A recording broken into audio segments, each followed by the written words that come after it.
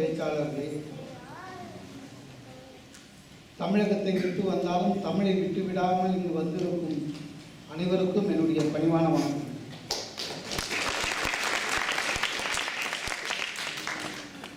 எனக்கு ரொம்ப சந்தோஷம் என்னன்னா, பேசுறது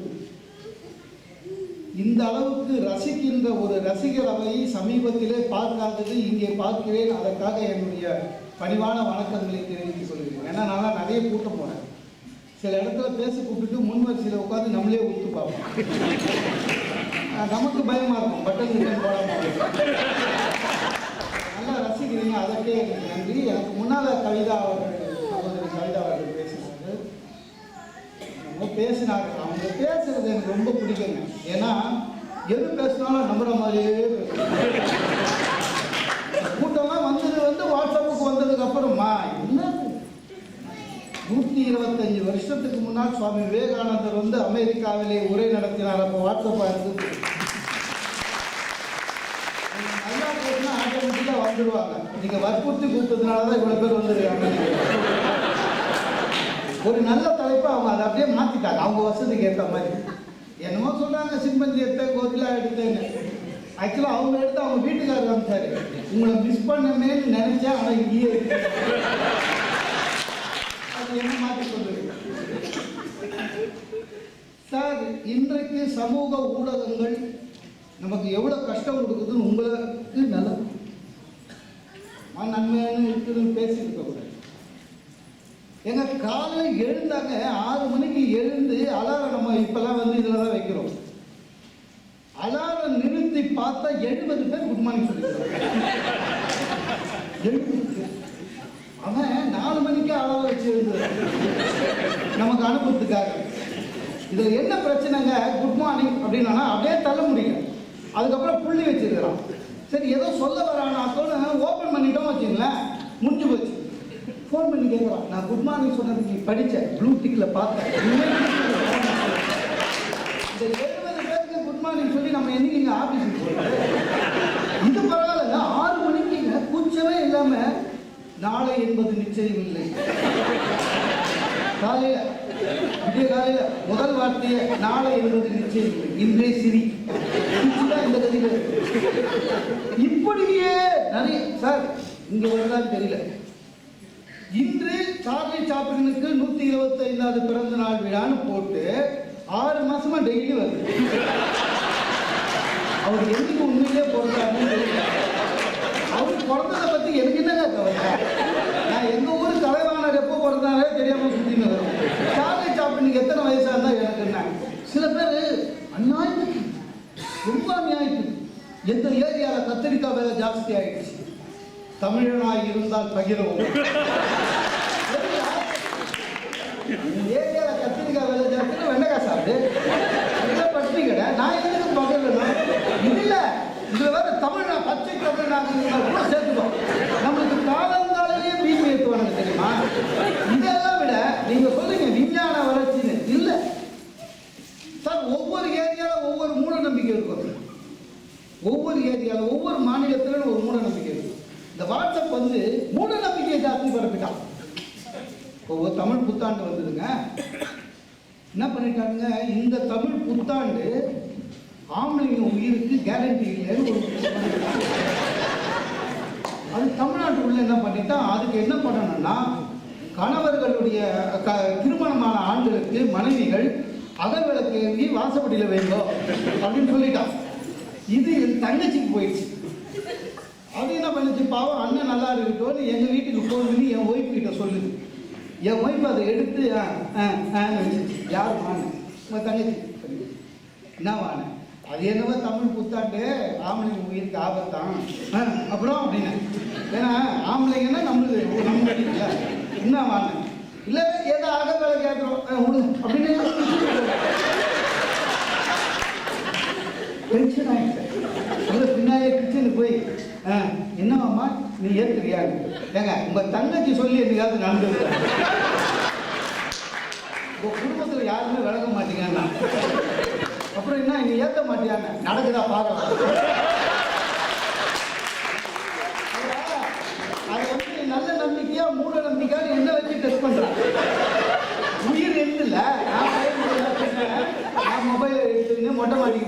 தங்கச்சிக்கு நான் ஃபோன் பண்ணி ஒய்ஃபு தான் ஏற்றணுமா இல்லை அவங்க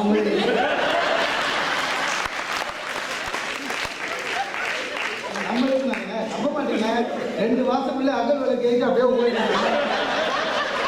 இந்த வேற ஒரு 5 நிமிஷத்தில் அமைச்சுனா இன்னும் 5 வருஷம் தான் சொல்லிட போகிறேன்.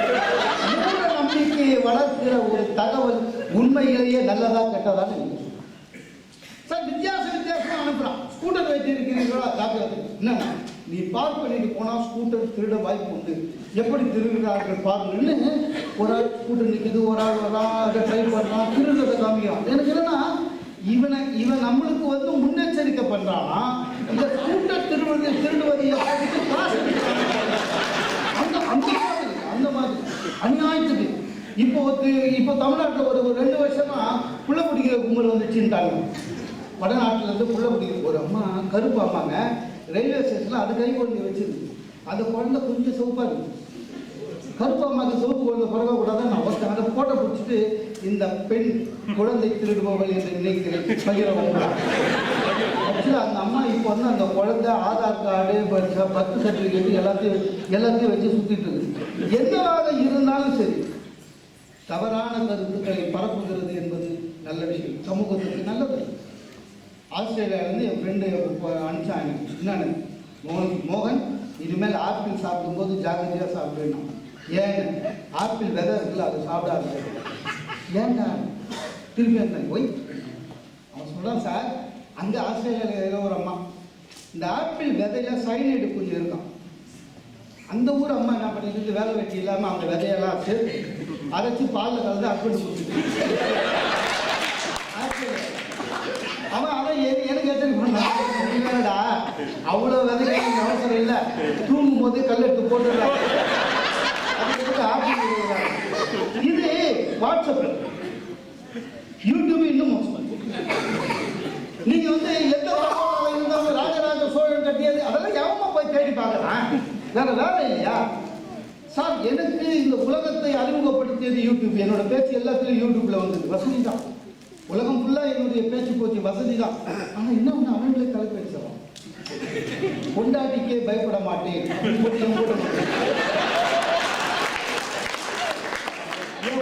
இப்படி வேற பேசுகிறாங்க.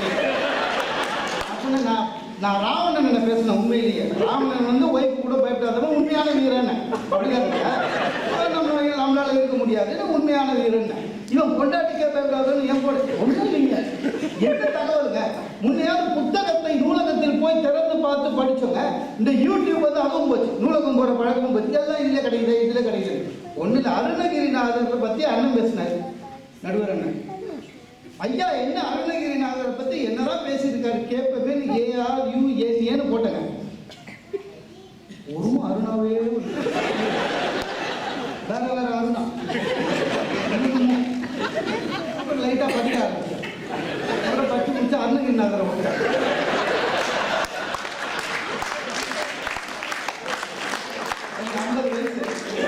50 வயசு அருணகிரிநாதருக்கு போல 20 வயசுக்காரங்க என்ன பண்ணுவானுங்க பாருங்க. இது நன்மையா? கட்சியில் பார்த்தேன், நடுவரே நேராக பார்த்து கேட்டுக்கலாம். யூடியூப்ல வருவது உண்மை என்று நம்புகிறவர்கள் இருக்கிறார்கள். வணிகம் உண்மைன்னு நம்புறாங்க.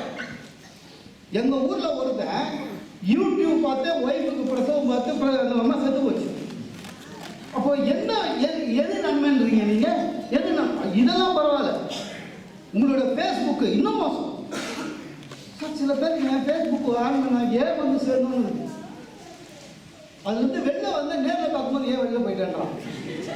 சில பேருங்க திருமணமாகி என் மனைவி நளினியோட யாராவது பேர் இருக்கும்போது திருமணமாகி 10 வருடம் உங்களுக்கு அடித்திருக்கிறேன்னு சிரிச்சா மாதிரி போட்டோ கொடுக்குறான். நம்மளுக்கு 5 வருஷம் ஆச்சு, என்னைக்காவது அந்த மாதிரி சிரிச்சிருக்கு. வாழ்க்கை நண்பர்களுக்கு ஏன்டா இஷ்டப்பட்டா வாழ்க்கை போகிறோம், நீ ஏன் அந்த கெஞ்சி கேட்டுருக்க? நம்மளுக்கு அந்த மாதிரி நடிக்க தெரியாது. இன்னொன்று, இந்த உலகத்திலே இந்தியா மாதிரி ஒரு நாட்டில் வந்து வேகமாக பரவுகிற வதந்தி நடுவில் இதெல்லாம் ரொம்ப கஷ்டம். இந்த இந்த இந்த சமூக ஊடகங்கள் பண்ணுறது ரொம்ப கஷ்டம் சார். ஒன்றுங்க, ஒரு பிரியாவாரின்னு ஒரு பொண்ணு கண்ணடிச்சு, அது ஒரு பெரிய விஷயம் தான்.